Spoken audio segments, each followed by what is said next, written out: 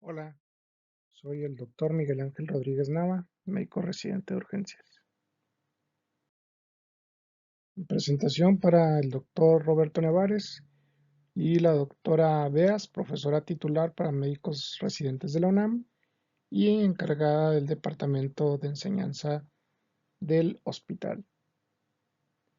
El día de hoy el tema es generalidades de choque. Y los objetivos, pues, es encontrar la definición de cuál es el estado de choque, cómo identificar a un paciente con estado de choque, cómo monitorizar a un paciente que tiene estado de choque y cuáles son las generalidades de tratamiento en un paciente en esta situación. Además va dirigida a preguntas que pudiesen presentarse durante el poema. Historia. La historia del estado de choque, bueno, la definición que vamos a ver corresponde al 2014 de la Sociedad Europea de Medicina Crítica. Es un consenso que se formularon las mismas 5 preguntas que se formularon en el 2006. Entonces, la historia como tal de una definición del estado de shock, del síndrome, pues es muy amplia, pero enfermos siempre ha habido y el shock existe desde que existen los seres humanos. Nada más como referencia, pues les dejo una recomendación, ¿verdad? Un pasaje bíblico que es Jueces 19, versículos 23 y 29, para que le den una leída y como uno como médico cuando lee esos pasajes tan intensos de la Biblia, cuando la parte que dice que la mujer se desplomó a la entrada de la casa, pues uno dice, esa mujer estaba chocada. Epidemiología. Vamos a ver que más de un tercio de los pacientes ingresados a las unidades de cuidados intensivos se encuentran en choque circulatorio. En 1.679 pacientes en la unidad de cuidados intensivos, en el estudio europeo Sepsis Occurrence in Acutely Ill Patients 2, o sea, el SOAP2, el choque séptico fue la causa de choque más frecuente, aportando un 62% de los casos, seguido por el shock cardiogénico en un 17% y el hipovolémico en 16%. Entonces, el más frecuente, con el que más te puedes topar en el departamento de la UCI y quizás también de urgencias, sería el shock séptico. Un estudio observacional multinacional con 65.119 pacientes hospitalizados por un síndrome coronario agudo entre 1999 y 2007, 4.6 de esos pacientes desarrollaron choque cardiogénico. Y además la tasa de fatalidad intrahospitalaria por esa causa fue de 59.4%. Definición. Y se define así. Es un síndrome definido como una amenaza a la vida, una forma generalizada de falla circulatoria aguda asociado con inadecuada utilización de oxígeno por las células. Es por lo tanto un estado en el cual la circulación es incapaz de entregar oxígeno suficiente para cumplir con las demandas tisulares, resultando en una disfunción celular. El resultado es la disoxia celular. Por ejemplo, la pérdida de la independencia fisiológico entre la entrega de oxígeno y el consumo de oxígeno, asociado esto con un incremento en los niveles de lactato. Algunos síntomas clínicos sugieren una microcirculación afectada, incluyendo piel moteada, acrocianosis, un tiempo de llenado capilar lento y un incremento en el gradiente de temperatura central con relación a la temperatura de los sortejos en los pies. Fisiopatología. Para comprender la fisiopatología de los 4 tipos de choque que existen, es necesario que recordemos y tengamos las nociones básicas de lo que es la organización general del sistema circulatorio sanguíneo, con la bomba que es el corazón, con una circulación arterial, la red venosa capilar, una circulación de retorno que es la circulación venosa de los vasos sanguíneos y una circulación pulmonar y el ciclo que se cierra, porque dependiendo de qué parte se afecte es lo que nos denotará la causa a medidas generales de qué tipo de choque estamos enfrentando.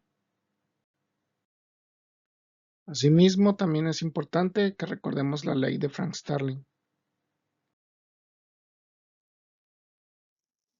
Hay que recordar que el oxígeno es entregado, circula en la sangre dentro de la hemoglobina, la cual a su vez viaja dentro de los eritrocitos.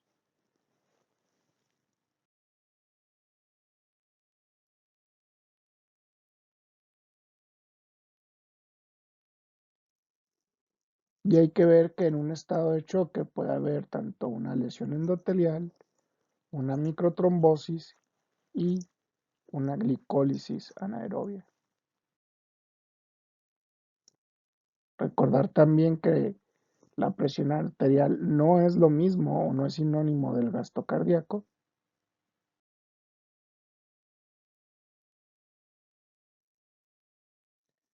Y que hay 4 causas principales en la fisiopatología de un shock circulatorio. El primero sería un decremento en el retorno venoso. Segundo, una falla en la función de bomba del corazón. Tercero sería una obstrucción circulatoria. Y cuarto sería una pérdida del tono vascular.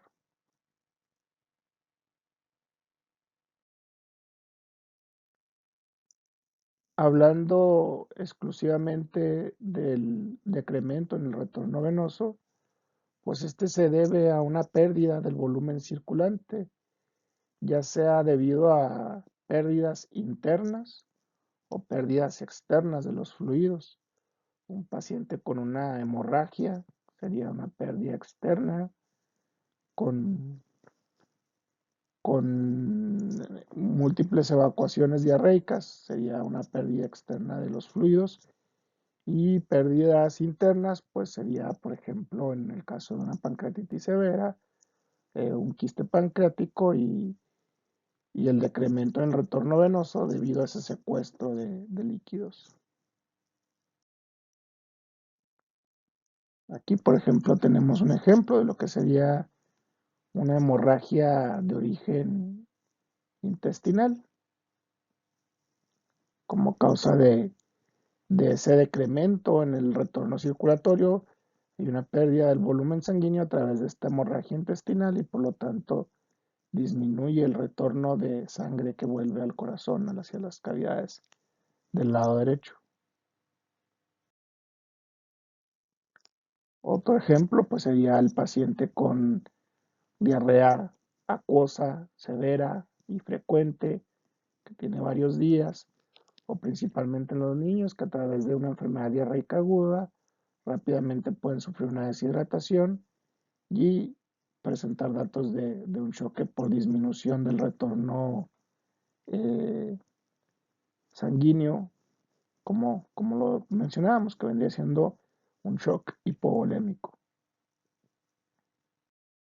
Fisiopatológicamente, la segunda causa de choque se puede englobar en aquellas causas que son debidos a una falla en la función de bomba del corazón. De estas hay 2 sopas. Aquellas que resultan de una pérdida en la contractilidad cardíaca, por ejemplo, una miopatía, una miocarditis, una isquemia, un infarto, o aquellas que son resultado de una arritmia mayor.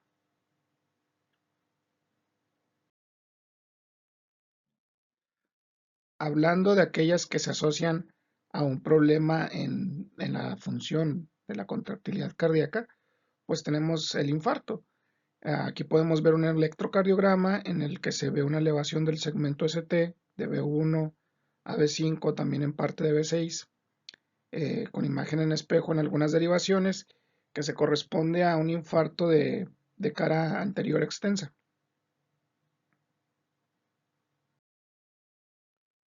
Otro ejemplo, como les comentaba, a la segunda, cuando no es la contractilidad miocárdica, puede ser que haya una alteración de la bomba cardíaca por distintas arritmias.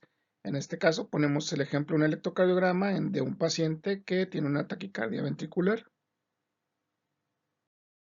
O otra arritmia que puede alterar la función cardíaca y ocasionar un choque al paciente de origen cardiogénico son los bloqueos de alto grado. En este caso tenemos el ejemplo de un bloqueo auriculoventricular de tercer grado, en donde podemos ver algunos complejos QRS anchos con severa bradicardia que no corresponden o no son conducidos por una onda P que lleva su propio ritmo. La tercera causa fisiopatológica de una falla circulatoria aguda sería la obstrucción circulatoria. Obstrucción circulatoria, pues dentro de las distintas patologías, pues son aquellas que principalmente puedan afectar por un proceso obstructivo el tracto de salida del corazón. Veamos unos ejemplos. El primero, pues aquí tenemos una imagen de una tomografía de corte axial, donde aquí encerradito con un círculo podemos ver un tromboembolismo pulmonar, que es un ejemplo de obstrucción circulatoria y por lo tanto de choque de origen obstructivo. El segundo ejemplo, estamos viendo en el hemitórax izquierdo una zona radiolúcida que se corresponde con un neumotórax a tensión. Podemos ver cómo está totalmente colapsado en esta área, en esta pequeña área está colapsado el pulmón izquierdo y hay un desplazamiento del mediastino con la silueta cardíaca y la columna aérea hacia la derecha, y el neumotórax a tensión es un segundo ejemplo de un choque de origen obstructivo o de obstrucción circulatoria. Otro ejemplo sería, como vemos en esta tomografía, también en un corte axial computarizado. Aquí vemos unos pequeños derrames, pero vemos el miocardio y vemos cómo está ocupado el espacio pericárdico, lo que nos señala un taponamiento cardíaco. Entonces, el taponamiento cardíaco es una causa frecuente de obstrucción circulatoria y por lo tanto también de falla circulatoria aguda.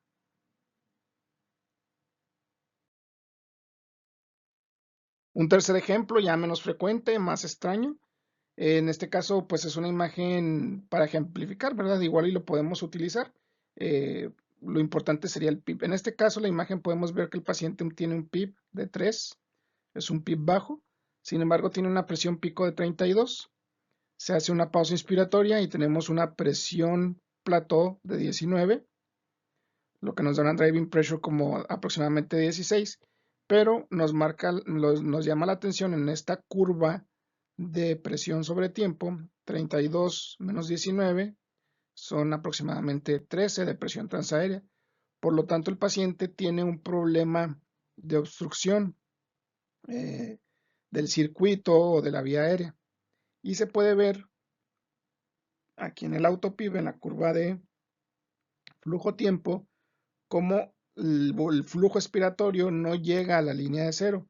El paciente está haciendo un autopib y esto va haciendo que los pulmones se distiendan progresivamente hasta que puedan afectar las presiones torácicas de manera a una presión positiva torácica elevada que afecte o que cause una obstrucción circulatoria, que, como vemos acá, una de las causas frecuentes para que esto pase es el tórax silente. El tórax silente en un paciente con una crisis asmática severa, en el cual la gravedad no escuchamos nada al auscultar los pulmones, porque los pulmones ya no, la obstrucción de bronquial evita la salida de aire, mas sin embargo el aire sigue ingresando a los pulmones a través de la vía aérea a pesar de la obstrucción, lo que genera una hiperdistensión de estos pulmones y por lo tanto el choque obstructivo, la obstrucción circulatoria y la falla circulatoria aguda. Otro ejemplo también pulmonar es los pacientes bajo ventilación mecánica.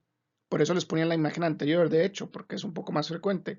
Eh, Pacientes que están en ventilación mecánica y que se les programa un PIB muy alto. Se dice que un PIB por arriba de 15 ya es suficiente para que las presiones torácicas estén tan elevadas que afecten la distensión del corazón, el llenado, la precarga y la poscarga, y por lo tanto son causa de un choque obstructivo o de una falla circulatoria aguda secundaria a una obstrucción circulatoria.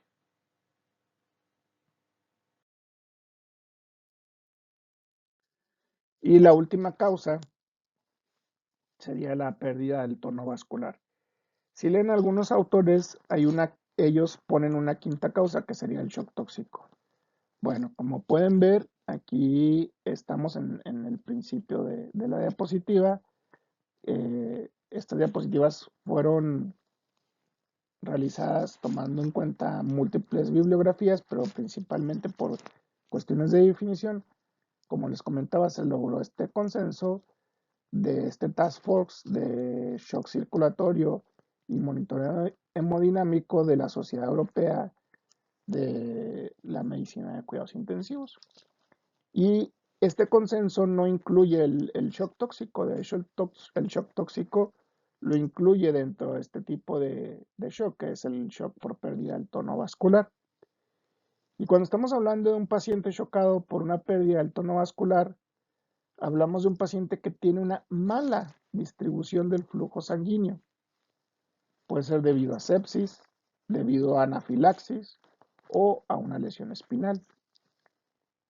Las características de cada uno de estos tipos de choque muy a menudo se sobreponen. Es decir, no únicamente, a lo mejor no una anafilaxis y una sepsis, puede ser, ¿verdad? Pero puede que tengas un paciente que sufrió un traumatismo de cualquier tipo y estés cursando con un shock hipovolémico y aparte posteriormente haga una infección, una sepsis y tengas un paciente con shock séptico y también con shock hipovolémico por la pérdida sanguínea producto del traumatismo que haya sufrido.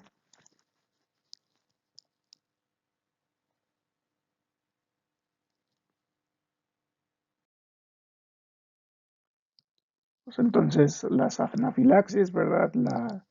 La única indicación que hay para la administración de epinefrina, las lesiones medulares y los pacientes que están en un estado de sepsis. Son los principales ejemplos de un paciente con choque de tipo distributivo. Y precisamente ya que tenemos estos cuatro tipos de causas de fisiopatología del paciente con estado de choque, bueno, de esas cuatro causas se deriva la clasificación. Entonces, al primero le llamamos shock hipovolémico, shock cardiogénico, shock obstructivo y shock distributivo.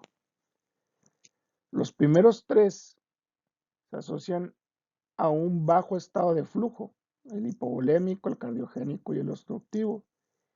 Y el último es asociado con un estado hiperkinético, hipercinético del flujo sanguíneo, el shock distributivo.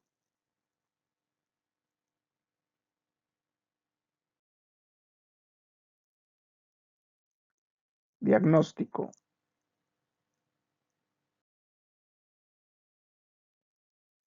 El diagnóstico de falla circulatoria aguda se basa en la combinación de signos clínicos, hemodinámicos y bioquímicos.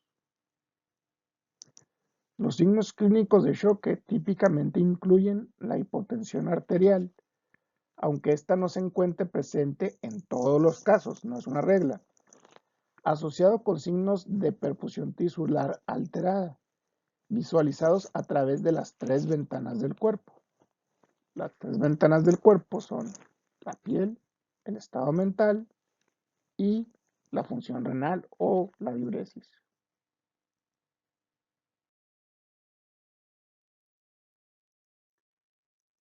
En cuanto a los datos periféricos, la ventana periférica, podemos ver que la piel esté fría, que la piel esté húmeda, pegajosa, de una coloración azul, pálida o descolorida. Aquí tenemos una imagen donde primero que vemos es una piel moteada, ¿no? Un Motley score de 3, porque la cianosis se ve hasta esta área, ¿verdad? Más allá del área de la articulación de la rodilla.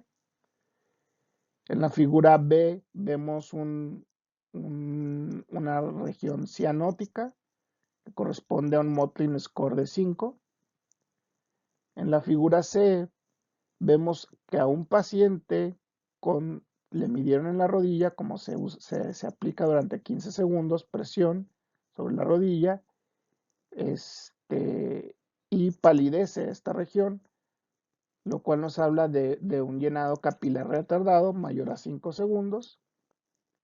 Y la imagen D, al mismo paciente le pone el médico el dedo y le deja la fobia marcada, lo cual nos habla de una sobre resucitación de líquidos. Entonces, todos estos hallazgos son cosas que podemos encontrar en esta ventana periférica.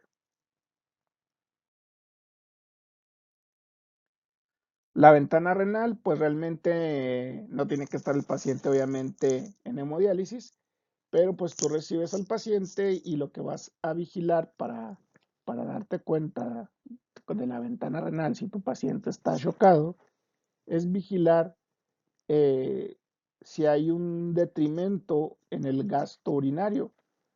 Si es menor a 0.5 mililitros por kilo por hora, pues entonces la ventana urinaria te está diciendo que hay una lesión renal aguda probable y que el paciente está en un estado de choque. Es una de las ventanas del cuerpo a través de las cuales puedes ver y determinar que tu paciente está chocado.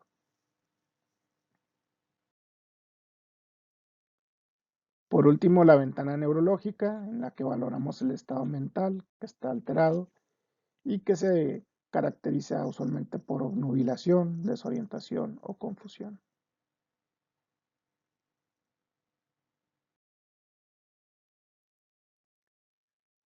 ¿Cómo monitorizamos y vigilamos al paciente para tomar las decisiones? Bueno, hay tres caminos. El primero, el anterior, eran métodos invasivos, mínimamente invasivos y no invasivos. Y la flechita que apunta hacia arriba, ¿no? De pasado a presente y de peor a mejor. Es decir, el método ideal para monitorizar un paciente será aquel método que no sea invasivo. En tanto que los métodos invasivos, muchos de los cuales eran muy utilizados en años anteriores, pues conllevan ciertas complicaciones y no mejoran ni la sobrevida, ni la mortalidad, ni los días de estancia hospitalaria.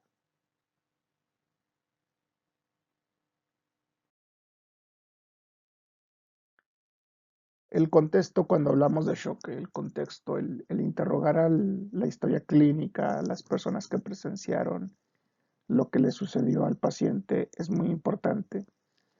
Muchas veces el tipo de choque, ya sea eh, hipovolémico, ya sea cardiogénico, ya sea obstructivo, o sea distributivo, lo puedes diagnosticar con el contexto. ¿A qué me refiero?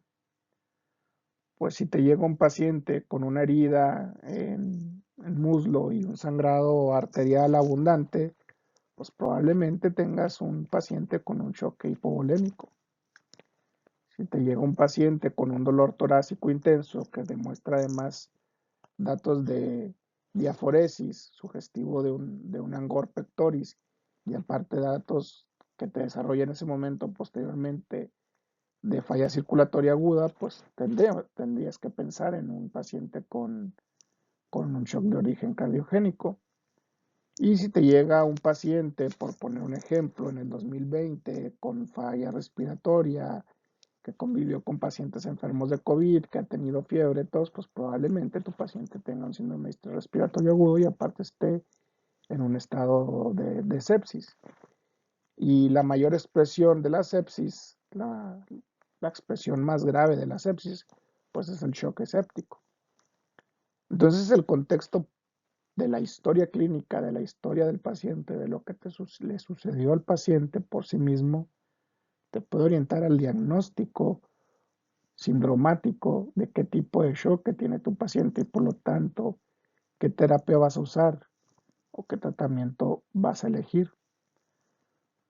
Más sin embargo, muchas veces esto no es simple, ya sea porque no tenemos la información suficiente o porque los casos son complejos, ¿verdad? Como les mencionaba en diapositivas anteriores, un paciente puede tener un choque hipovolémico, un choque por un trauma, y además tener un shock séptico, o puede tener también un shock distributivo simultáneo, porque hizo un taponamiento cardíaco, o porque en el mismo traumatismo donde está perdiendo sangre también tiene un neumotórax a tensión.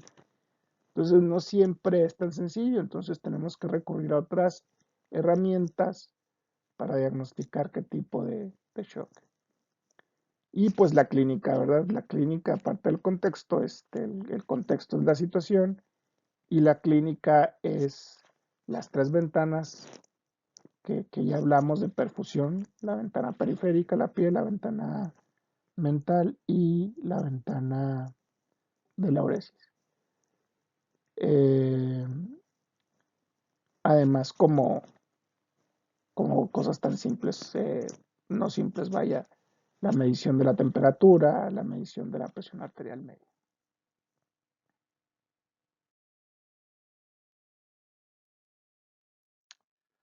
Entonces, este artículo del 2019,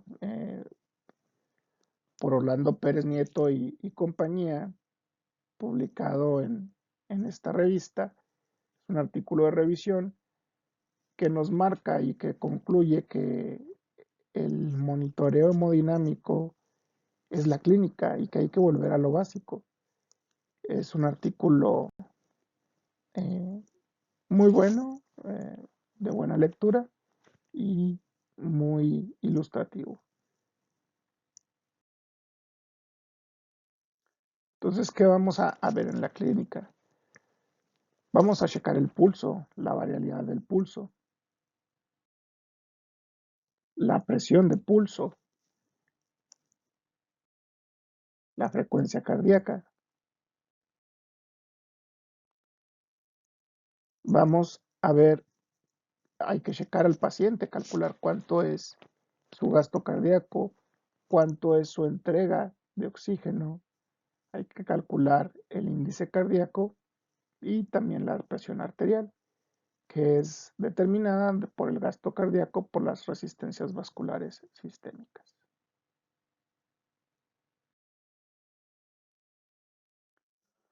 Entonces, usualmente hay una mayor aporte o entrega de oxígeno a los tejidos que la demanda de oxígeno, pero debe de haber un balance.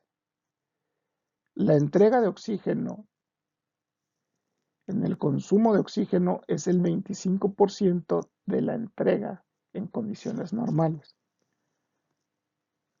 Cuando se nivelan, pues ya estamos hablando de un estado de choque. Y cuando el consumo de oxígeno es mayor que la entrega de oxígeno, pues por obvias razones el paciente está en un estado crítico.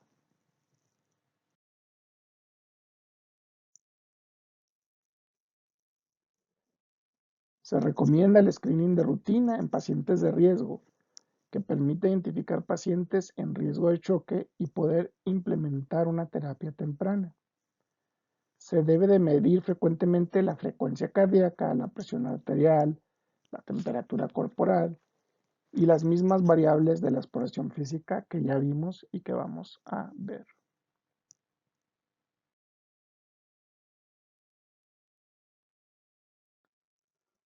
Un decremento en el gasto cardíaco se asocia con importante vasoconstricción, dando lugar a una disminución en la perfusión periférica para mantener la presión arterial.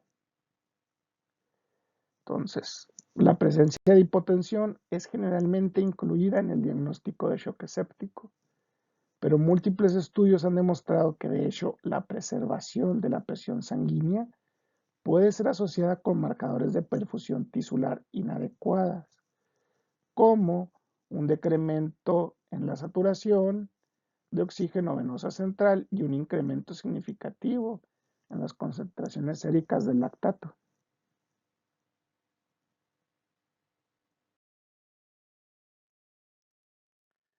Hay que verificar la temperatura, cómo está aquí, perdón por el error ortográfico, no me acostumbro, es pletismografía. Hay que ver cómo están las ondas de pletismografía. Y los gradientes, en este caso, los gradientes de temperatura, la diferencia de la temperatura central a la temperatura periférica de los sortejos no debe ser de 2 a 4 grados centígrados. De 2 grados mayor a entre 2 y 4 indican vasoconstricción moderada y una diferencia mayor de 4 grados centígrados pues ya indica una vasoconstricción severa.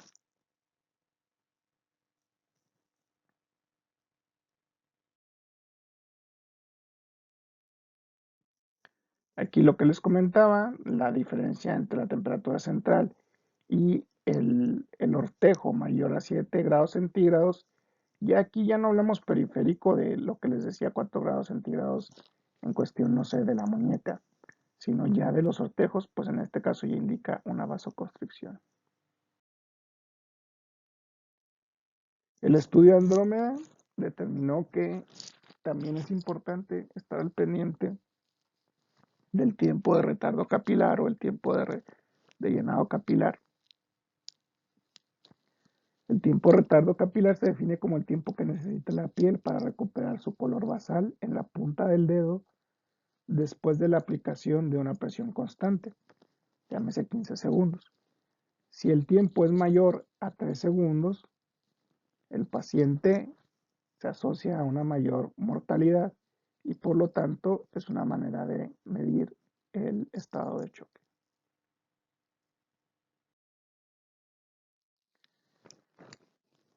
Hay inconvenientes en cuanto al tiempo de respuesta capilar. Entre más oscura sea la piel del paciente, menos valorable será este parámetro.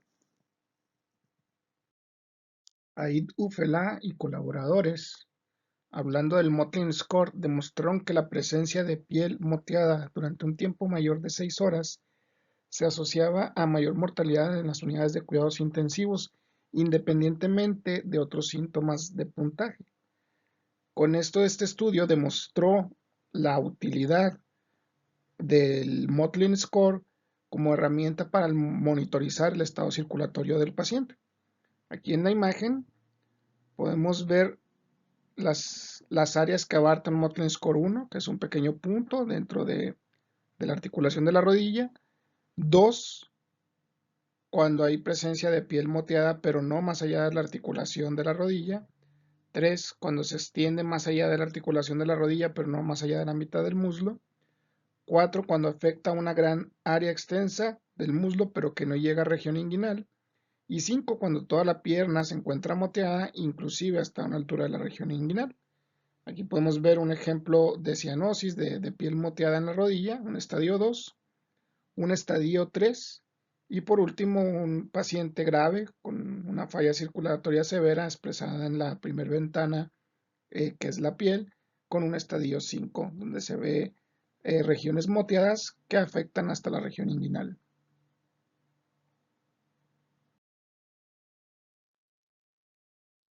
Bueno, hablemos de lactato. La hipotensión persistente en pacientes con shock séptico sin incremento en los niveles de lactato puede tener un impacto limitado en la mortalidad. Es decir, hipotensión no es igual a shock. es frecuente, es un parámetro importante. Hay que medir la presión del paciente, hay que estar alerta del paciente si está hipotenso. Pero el paciente puede estar hipotenso y no tener disoxia y por lo tanto no elevar el lactato.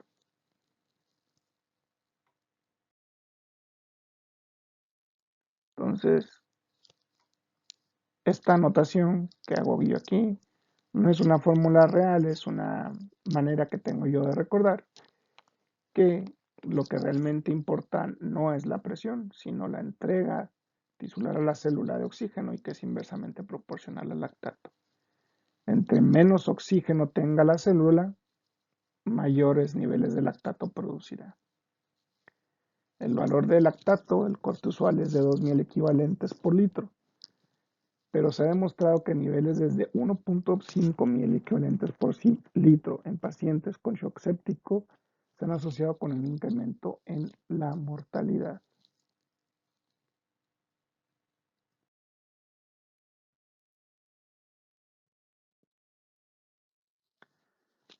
La terapia guiada por lactato con la intención de disminuir la concentración de lactato en 20% cada 2 horas durante las primeras 8 horas, en comparación con la terapia no guiada por lactato, redujo la mortalidad hospitalaria.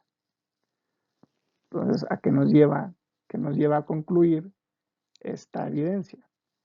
En que se sugiere la medición seriada del lactato y o el déficit de base para evaluar no únicamente el resultado y el pronóstico, sino también para usar el lactato como guía terapéutica. Las mediciones de lactato se pueden realizar cada 2 horas en las primeras 8 horas y cada 8 a 12 horas posteriormente.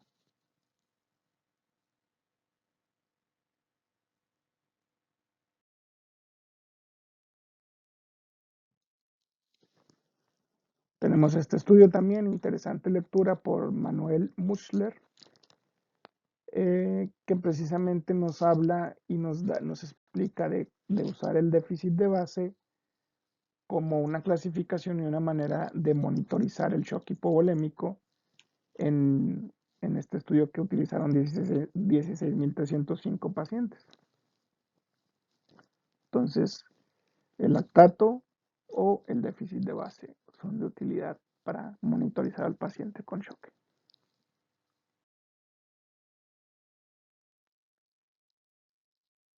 Y precisamente un gráfico que viene en este mismo estudio que demuestra cómo entre mayor sea el déficit de base, mayor se requerían las necesidades de transfusión y cómo era más fidedigno, más de mayor utilidad, los pacientes que usaban, que se vigilaban con déficit de base, comparado con aquellos que se les administraba, eh, se les transfundía sangre usando los criterios de la TLS en aquel entonces.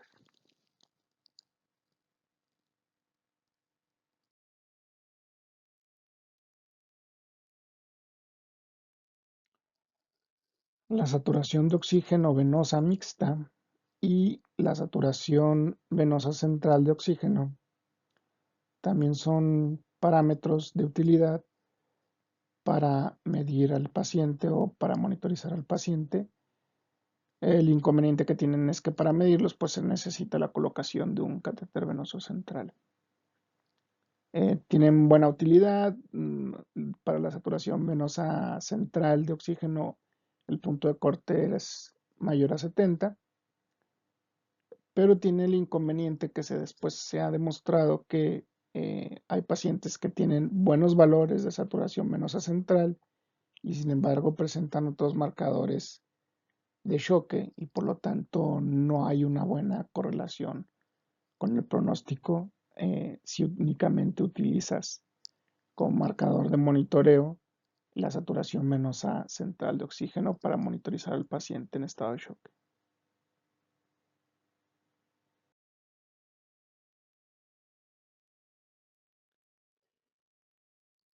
El gap, la diferencia de la presión de CO2 en veno arterial, tiene una mayor utilidad.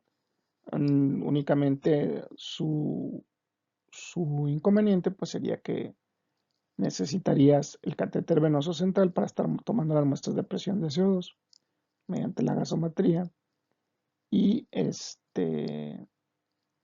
y del lado arterial pues tendrías que tener una línea arterial para si vas a estar usándolo como un método de monitoreo continuo para estar evitando múltiples punciones al paciente. O ya sea pues tomar dos gasometrías. Es útil y te mide la, la correlación de cuánto CO2 está produciendo el tejido y cuánto CO2 obviamente también es capaz de eliminar los pulmones. Esta diferencia, este gap, sus valores normales son menores a 1.4 o 1.6 milímetros de mercurio. Y se dice que por arriba de 6 pues ya te habla de mal pronóstico y se correlaciona con un choque grave.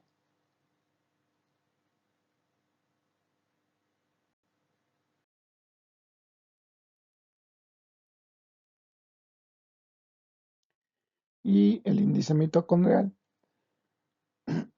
es un marcador que puede ser usado para identificar pacientes que están bajo una resucitación deficiente. Valores mayores a 6 milímetros de mercurio sugieren un flujo sanguíneo insuficiente en los tejidos, aun cuando la saturación venosa central sea mayor del 60%.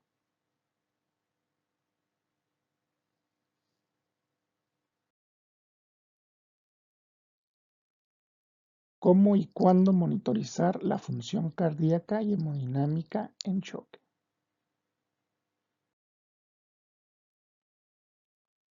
Bueno, es necesario identificar el tipo de choque, seleccionar la intervención terapéutica y además este método o métodos de monitorización que utilices te pueden llegar a ser útiles algunos de ellos para evaluar la respuesta del paciente a la terapia.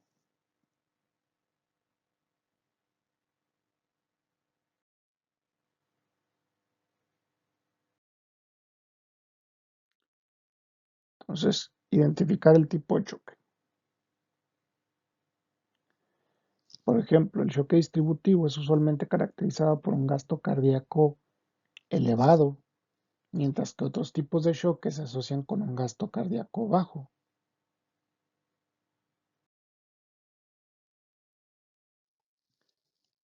Métodos que ya están en desuso, que demostraron que no mejoran la mortalidad, pues sería, por ejemplo, la medición de la presión venosa central, eh, la colocación de un catéter en la arteria pulmonar y medir la presión de oclusión de la arteria pulmonar.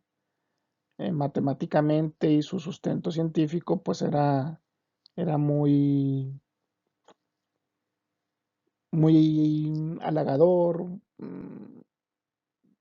estaba padre, pero sin embargo era muy dependiente de la persona que tomara la lectura y tenía el inconveniente de ser muy invasivo y pues aparte de que la evidencia que concluye el consenso, basado en múltiples evidencias, en múltiples estudios, es que no mejoraban la mortalidad o inclusive había estudios muy amplios que decían que quizás no empeoraba la mortalidad del paciente, pero tampoco mejoraba el pronóstico. Entonces, al ser un estudio invasivo, pues está tendiente a quedar en desuso. Que sí es una manera de monitoreo que desgraciadamente no es continua, es el, la sonografía, el ecocardiograma. La evaluación, a través de ella puedes evaluar el gasto cardíaco, la función cardíaca, la precarga, y puede ser esencial cuando tienes que identificar qué tipo de shock tiene el paciente. No requiere tanto entrenamiento para esto último. Obviamente no digo que sea fácil, pero el- las personas de terapia intensiva con el uso del sonograma, rápidamente pueden revisar y determinar si un paciente está en un shock obstructivo, si hay datos de hipovolemia o si hay una discinesia de las paredes de los ventrículos, una falta de la motilidad y una falla de bomba, y por lo tanto el paciente está en un shock cardiogénico.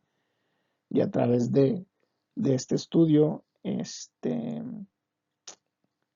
lograr el diagnóstico y lograr el monitoreo y poder estar vigilando cómo funciona, cómo evoluciona el paciente y tomar decisiones terapéuticas. Desgraciadamente, no es un método dinámico continuo porque pues no dejas el aparato, el sonógrafo conectado al paciente monitorizándolo, arrojándote datos, sino que es operador dependiente y por lo tanto es un método intermitente. Sin embargo, pues es muy efectivo y lo puedes combinar con otro método o con otro marcador. También algo muy simple, pues hay que estar atentos a la presión arterial media. No se recomienda tener una meta exacta en los pacientes, por ejemplo, con shock hipovolémico de origen traumático. Se permite cierta hipotensión, obviamente no vas a dejar que el paciente se muera, pero pues las resucitaciones con transfusión sanguínea, realmente lo que en el paciente con trauma y pérdida sanguínea, lo que el paciente requiere es entrar a quirófano y ya una vez que está en quirófano y se ha solucionado su problema, pues entonces restituye sangre y ya debes de tener ciertas metas de presión arterial media. Entonces, la presión arterial media se debe individualizar al paciente, pero en general el valor que, que los científicos, que los estudios han demostrado, que han puesto, es que debe ser mayor a 65 milímetros de mercurio. La presión arterial media también una presión arterial media elevada también puede ser contraproducente, por lo tanto, también se pone un tope en 90. Y la presión arterial media no debe de haber descendido súbitamente 40 milímetros de mercurio, o si no te estaría hablando de choque, en aquellos pacientes obviamente que manejan presiones arteriales medias elevadas, que son los hipertensos descontrolados. Es decir, el paciente puede tener, por un ejemplo, 90 de presión arterial media, pero ese paciente está chocado porque a lo mejor es un paciente que está tan mal controlado de su hipertensión arterial que está acostumbrado a manejar una hipertensión arterial media, una presión arterial media de 130. Entonces hay que estar monitorizando continuamente la presión del paciente.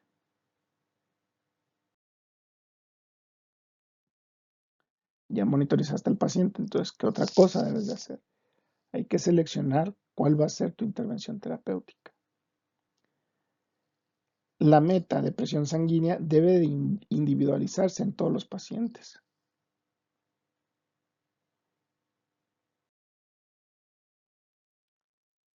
Hay que ver y determinar cuál es la precarga del paciente.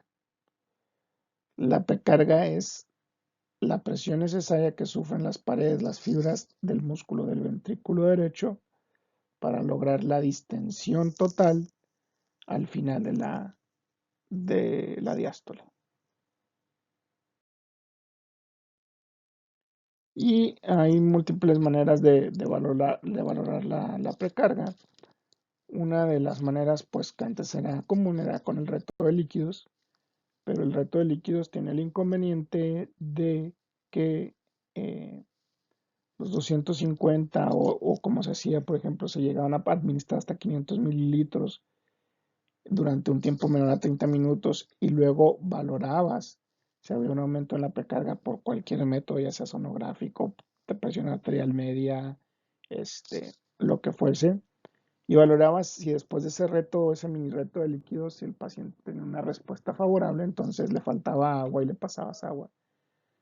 El problema con el reto de líquidos es que si el paciente estaba sobre resucitado y aparte de no responder a líquidos, los líquidos, una mayor cantidad de líquidos podría ser dañino para él, pues entonces el reto de líquidos representaba una, una desventaja en ese aspecto. Entonces, el otro método para valorar sin tener que administrar líquidos es el passive leg raising o elevación pasiva de las piernas. Se elevan unos 45 grados durante aproximadamente 4 minutos y se valora el antes y el después para valorar la precarga. Se supone que esos 45 minutos que se elevan los pies, el flujo de sangre de las piernas fluye hacia, hacia la vena cava inferior y por lo tanto constituye un aumento en la precarga y por lo tanto también una mejora en la poscarga si el paciente responde ahora a líquidos. Si falla el reto del passive leg raising, de la elevación pasiva de piernas, pues entonces no tiene caso administrar líquidos y al paciente hay que iniciarle un vasopresor.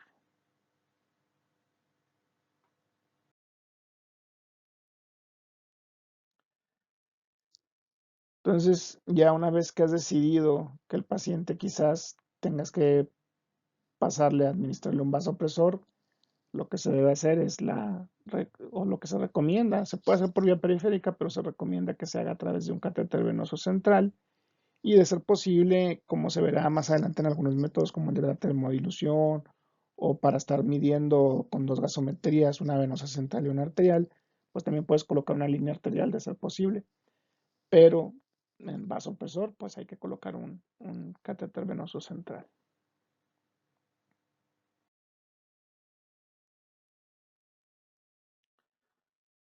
Otra manera de medir, este es un monitor. Como ya se comentó, hay que medir la temperatura, hay que estar al pendiente de la frecuencia cardíaca, hay que estar al pendiente de la presión arterial, obviamente en ciertos casos de la saturación. Pero por qué lo pongo aquí? Bueno, porque una de las cosas que hay que estar al pendiente y te hablan del estado de función del paciente es la onda de pletismografía. También hay estudios de bioreactancia que utilizan una lógica similar. Este, no tiene caso ahorita hablar de bioreactancia, pero básicamente es la misma análisis del impulso eléctrico comparado con electrodos colocados en piel torácica contra electrodos distales, como por ejemplo en esta onda de pletismografía colocada en un dedo, ¿no? En la parte distal de un dedo de la mano. Pero la onda de pletismografía como tal es un parámetro de respuesta o representa el estado circulatorio del paciente.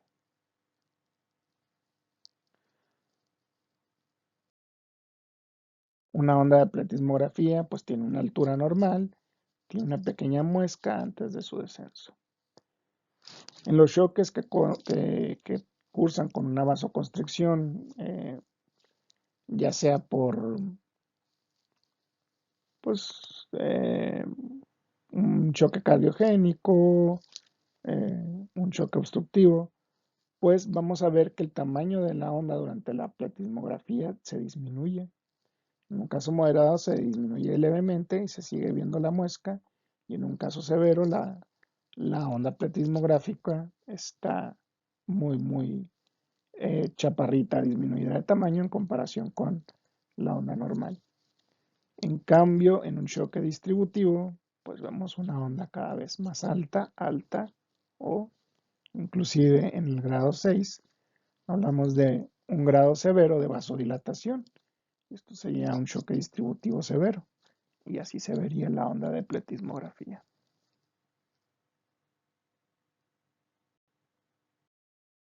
La sonografía. Bueno, la sonografía es el método más útil actualmente para el monitoreo del paciente con falla circulatoria aguda. ¿Por qué? Porque mediante la sonografía, aunque no sea un método dinámico, intermitentemente puedes estar obteniendo los tres motivos por los cuales se hace el monitoreo, una sonografía. Es decir, mediante una sonografía puedes determinar cuál es la causa o cuál tipo de choque tienes. Puedes saber si tu paciente está en un choque hipovolémico, si tu paciente está en un shock circulatorio, un shock cardiogénico, obstructivo o distributivo. ¿Qué se mide en una sonografía? Bueno, para medir indirectamente la precarga o el estado volumétrico del paciente, de su volumen sanguíneo, de su retorno, puedes medir el diámetro de la vena cava inferior y su colapsabilidad. También se puede hacer medir la vena cava superior, pero usualmente la que se mide es la vena cava inferior. También puedes medir al final de la diástole el diámetro del llenado tanto del ventrículo derecho como del ventrículo izquierdo. Asimismo, puedes poner el sonógrafo en modo Doppler y mediante un modo Doppler determinar la integral de velocidad-tiempo. Y mediante la integral de velocidad-tiempo determinar cuál es el volumen cardíaco y al multiplicarlo por la frecuencia cardíaca, pues indirectamente obtienes el gasto cardíaco.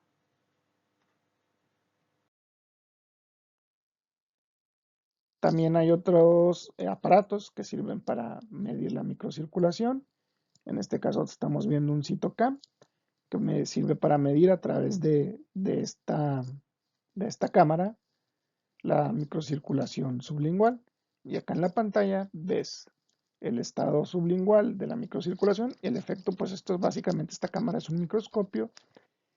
¿Y por qué sublingual? Pues porque tenemos un epitelio muy delgado a través del cual se puede ver la circulación. Entonces, en el caso de un paciente respondedor a la terapia que le estamos dando, día 1, día 2, día 3, el paciente en estado de choque, vemos cómo hay muy poca circulación o muchos de los vasos, de los capilares están colapsados. El día 2 vemos cada vez más líneas, está mejorando. Y el día 3 pues ya hay un aumento notable con respecto al día 1 de la circulación. Y, y este aparatito, el CitoCam, pues te sirve para medir la respuesta circulatoria del paciente, que es a final de cuentas lo que queremos en cualquier tipo de shock. La asociación de pobre perfusión tisular en un paciente con choque usualmente se asocia con un peor pronóstico. Problemita con el CitoCam, ¿no? Pues es caro y no lo tenemos.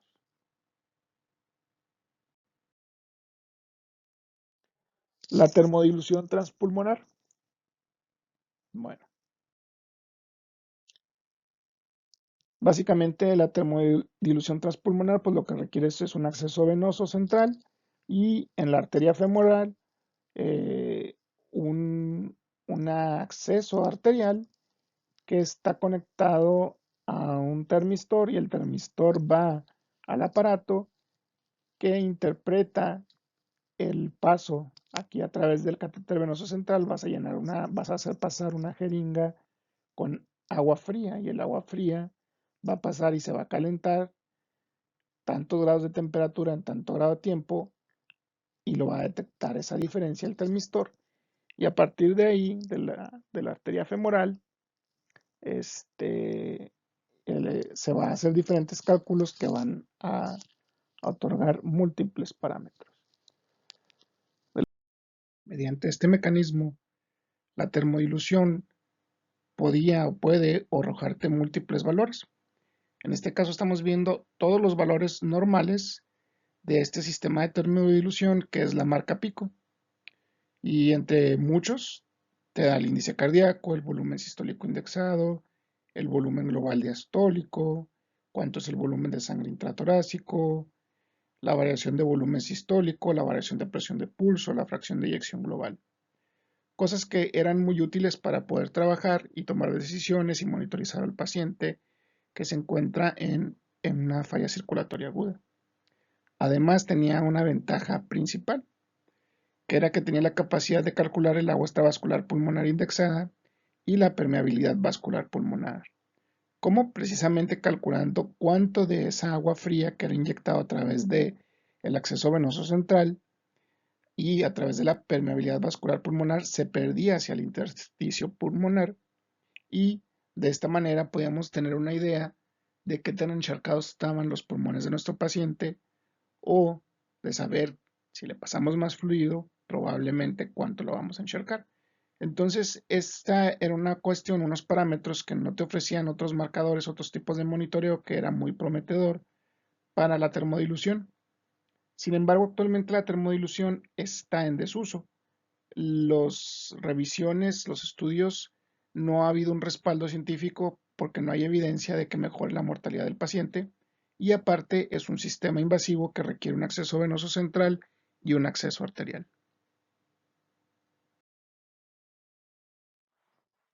Tratamiento.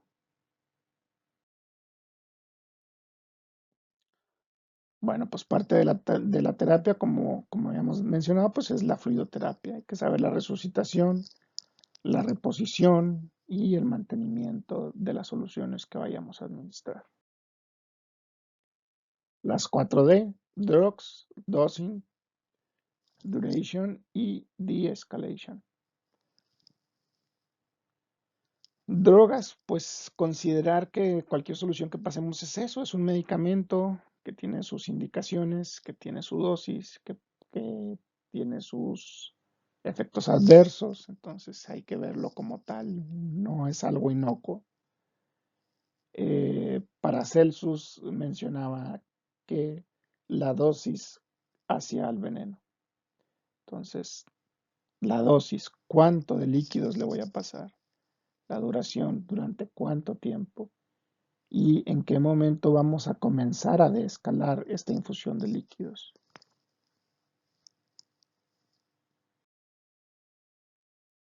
Y una imagen de Paracelsus.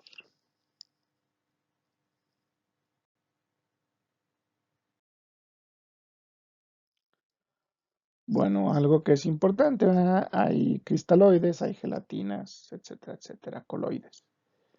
Mm, hay que conocer las composiciones. Aquí falta la solución salina, pero si es importante, pues memorizar. De las más importantes que debemos de memorizar su composición, pues sería la solución de Hartmann, ¿no? Vamos a tomarnos un rato para verlo. Sodio, 131 mil equivalentes, tiene 5 mil equivalentes de potasio, tiene 4 mil equivalentes de calcio, tiene 3 mil equivalentes por litro de magnesio. Y ojo, que esto es lo que lo diferencia de la solución salina con sus 154 mil equivalentes de cloro, que la solución de Hartmann tiene únicamente 111 de cloro y por lo tanto menos riesgo en su uso crónico de acidosis hiperclorémica. Tiene 29 de lactato, no preocuparnos porque este lactato como entra al cuerpo se convierte a bicarbonato. Y que si nos llegan a preguntar, su osmolaridad es de 279.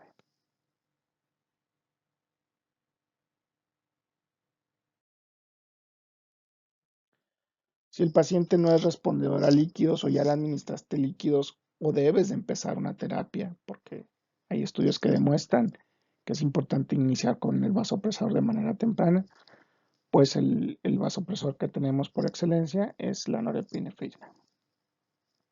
También en algunos casos pues se puede usar inotrópicos, pero en casos necesarios. Se sugiere que el uso de agentes inotrópicos debe iniciarse cuando la función cardíaca alterada se acompañe de un gasto cardíaco bajo o inadecuado y signos de hipoperfusión tisular persistente posterior a la optimización de la precarga.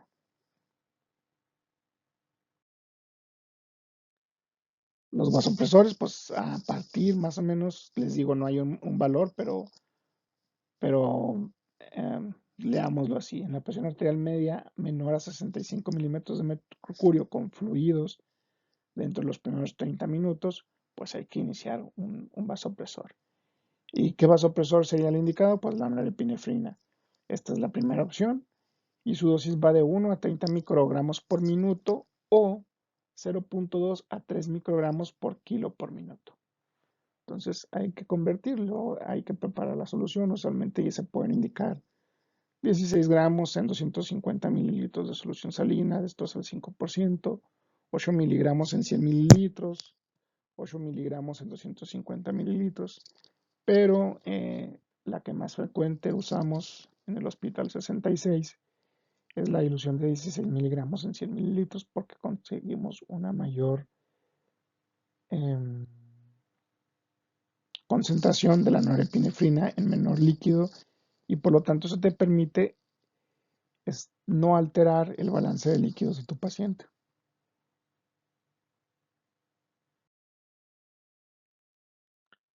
Si no tienes norepinefrina o aparte de la norepinefrina necesitas agregar un segundo vasopresor, las elecciones serían la vasopresina. La dosis de la vasopresina sería de 0.01 a un máximo de 0.06 microgramos por kilo por minuto. Y una tercera opción a la norepinefrina, vasopresina, pues sería la terlipresina.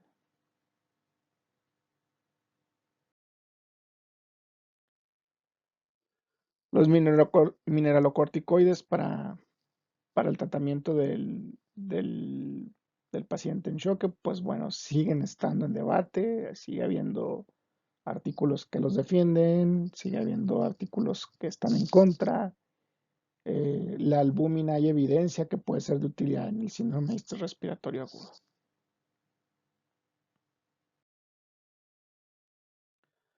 Los inotrópicos, cuando disminuirlo, cuando hay una fracción de eyección del ventrículo izquierdo disminuida, esta es la indicación.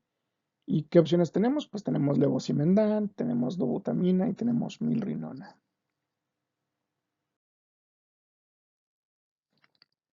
Y hay que tener una meta, ¿verdad? El paciente, sobre todo si tiene un shock traumático, pues hay que tener una meta de 7 a 9 gramos por decilitro de hemoglobina.